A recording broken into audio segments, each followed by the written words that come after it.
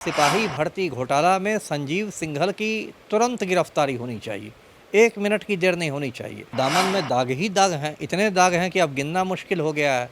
ये पता नहीं आर्थिक अपराध इकाई वाले कोई पंडित जी से जतरा उतरा निकलवा रहे हैं, मेरी समझ में नहीं आ रहा है। जितने सबूत संजीव सिंघल के खिलाफ इकट्ठे हैं उसमें तुरंत संजीव सिंघल को गिरफ्तार करके बेऊर जेल भेजना चाहिए। संजीव सिंघल की गिरफ्तारी क्यों नहीं हो रही है?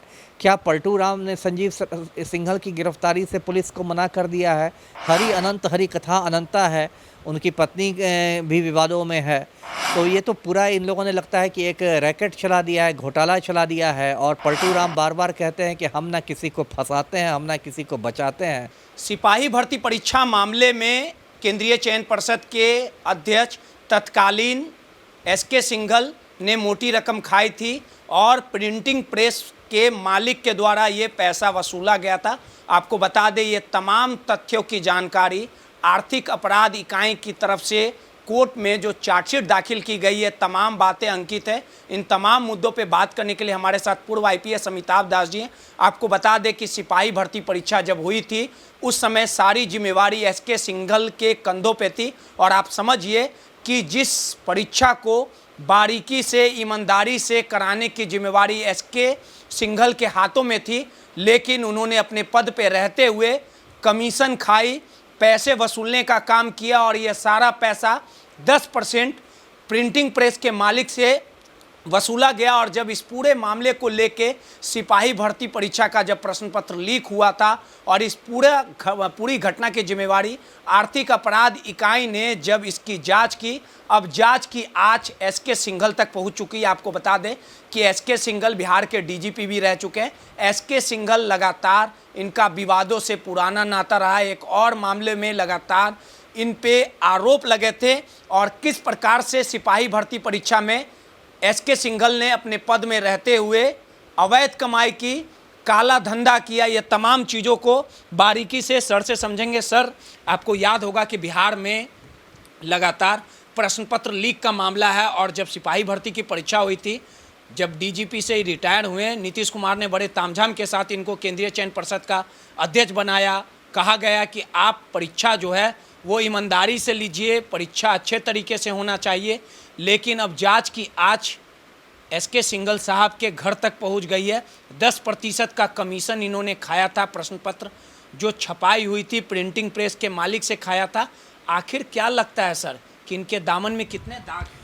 अब दामन में कितने दाग, क्या दामन में दाग ही दाग हैं, इतने दाग हैं कि अब गिनना मुश्किल हो गया है। देखिए, मैं तो शुरू से कहता आया हूँ कि सिपाही भर्ती घोटाला में संजीव सिंघल की तुरंत गिरफ्तारी होनी चाहिए। 1 मिनट की देर नहीं होनी चाहिए। ये पता नहीं आर्थिक अपराध इकाई वाले कोई पंडित जी से जतरा उतरा निकलवा रहे हैं, मेरी समझ में नहीं आ रहा है। क्योंकि जितने सबूत संजीव सिंघल के खिलाफ इकट्ठे हैं उसमें तुरंत संजीव सिंघल को गिरफ्तार करके बेऊर जेल भेजना चाहिए। अब ये मैं पूरा मामला बताता हूँ दर्शकों को। ये संजीव सिंघल बिहार का डीजीपी रहा था, पुलिस महानिदेशक रहा था, 88 बैच का आईपीएस है। और डीजीपी के भी रूप में इसका एक विवादित कार्यकाल रहा था। कहा जाता है कि इसने अभिषेक अग्रवाल नाम के एक ठग के कहने पर गया के जो पूर्व एसएसपी था आदित्य कुमार, उसकी फाइल बंद कर दी थी। तो डीजीपी के भी रूप में भी इसके विवादित कार्यकाल था। लेकिन पलटू राम को ऐसे ही लोग पसंद आते हैं, तो रिटायरमेंट के बाद संजीव सिंघल को केंद्रीय चयन पर्षद का चेयरमैन बना दिया गया और सिपाही भर्ती का जिम्मा दिया गया।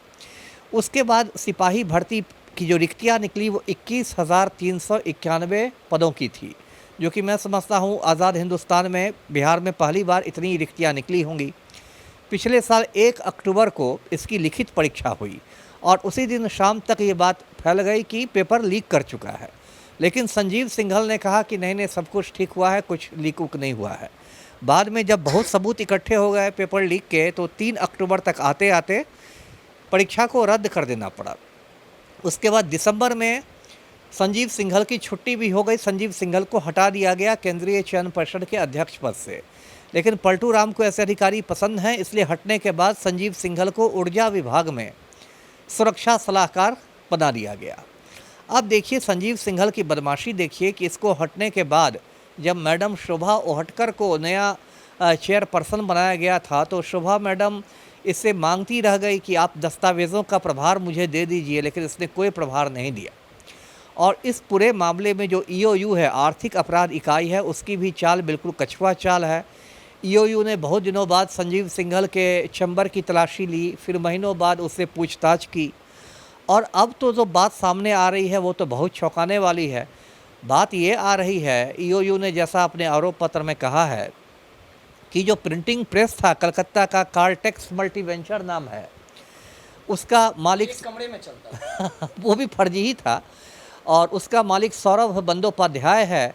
उसने ईओयू को बताया कि संजीव सिंघल ने 10% कमीशन पर उसको प्रश्न पत्र छापने का काम दिया था। और ये मतलब यहाँ तक बताया गया कि सिंघल के आवास के पिछले वाले में जो दरवाज़ा है उसके पास ये कमीशन की रकम पहुँचाई गई थी, और ये बात उसका कार्टेक्स मल्टीवेंचर वाला कह रहा है। एक और है कौशिक कार की भी कंपनी जुड़ी हुई थी, कौशिक कार का भी यही कहना है। तो इस तरह से जब बात आ रही है और ईओयू कहता है कि हम संजीव सिंघल से पूछताछ से संतुष्ट नहीं हैं, तो जब आप संतुष्ट नहीं हैं और इतने सारे आपको सबूत मिल रहे हैं, तो फिर संजीव सिंघल की गिरफ्तारी क्यों नहीं हो रही है? क्या पलटू राम ने संजीव सिंघल की गिरफ्तारी से पुलिस को मना कर दिया है? ये क्या बात है? ये बिहार की जनता जानना चाहेगी कि इतनी बेरोज़गारी है बिहार में। एक आम लड़के लड़की का सपना होता है सिपाही में बहाल होना, इसके लिए वो साल भर मेहनत करता है, और अंत में चयन पर्षद का जो चेयरमैन है वो कमीशन लेता है और एक ऐसे प्रिंटिंग प्रेस को छापने का जिम्मा देता है जिस प्रिंटिंग प्रेस का अता पता ही नहीं है, जो एक कमरे में कहीं चलते ही है, फर्जी प्रिंटिंग प्रेस। तो इसके लिए तो सिंघल की तुरंत गिरफ्तारी होनी चाहिए जी। उनकी पत्नी का भी खाता लगातार। अब क्या मैं ये तो हरि कथा अनंता है। उनकी पत्नी भी विवादों में है, तो ये तो पूरा इन लोगों ने लगता है कि एक रैकेट चला दिया है, घोटाला चला दिया है। और पलटू राम बार बार कहते हैं कि हम ना किसी को फंसाते हैं, हम ना किसी को बचाते हैं, लेकिन जब भी मौका होता है तो वो दोषियों को बचाने लगते हैं, निर्दोषों को फंसाने लगते हैं। तो अभी तो मैं कहता हूँ कि ईओयू से कि तुरंत संजीव सिंघल की गिरफ्तारी की जाए। ईओयू की विश्वसनीयता दांव पर लगी हुई है, ईओयू की साख का संकट आ गया है। यदि संजीव सिंघल की गिरफ्तारी नहीं होगी तो लोग यही मानेंगे कि आर्थिक अपराध इकाई जो है वो राजनीतिक दबाव में आके सिंघल की गिरफ्तारी नहीं कर रही है। सर, जब ये परीक्षा हुई थी, आपको याद होगा अप्रैल महीने में ये परीक्षा हुई थी, और परीक्षा होने के बाद जो लगातार प्रश्न पत्र लीक का मामला जो सामने आया था, और इसको लेके एसके सिंघल ने खुद सफाई दी थी वीडियो जारी करके कि जो बातें चल रही है वो पूरी तरह से निराधार है। और जब सिपाही भर्ती परीक्षा, एक बड़ी जिम्मेवारी उनको दी गई थी, तो आपको क्या लगता है कि इसमें किस प्रकार से बारीकी निभानी पड़ती है, तमाम चीज़ों की जिम्मेवारी जो मिलती है, और जिस प्रकार से ये जो पूरा रैकेट कहीं ना कहीं दांव पे लगाया गया और सिर्फ चंद पैसों के खातिर एसके सिंघल ने बच्चों के भविष्य के साथ इतना बड़ा खिलवाड़। नहीं, यही तो बहुत शर्म की बात है। आप डीजीपी जैसे बड़े पद से आप रिटायर हुए और आपके लालच का कोई अंत नहीं है, फिर आप केंद्रीय चयन पर्षद में बैठ के आप 2 नंबर की कमाई कर रहे हैं। और सिपाही की बहाली में बिहार जैसे राज्य में जहां बेरोज़गारी की इतनी विकट समस्या है, अच्छे खासे पढ़े लिखे लोग सिपाही की भर्ती में भाग लेते हैं, वहां पर आप अपना ज़मीर बेच रहे हैं, ईमान बेच रहे हैं, कमीशन लेके प्रिंटिंग प्रेस को छापने का काम दे रहे हैं। उसका पेपर लीक को, हाँ, कोलकाता की वो भी एक तरह से फर्जी कंपनी थी, हवा की कंपनी थी। जी जी। और खुद ऐसी बात आई है ईओयू की जांच में कि 2 या 3 बार सिंघल खुद कलकत्ता गया था।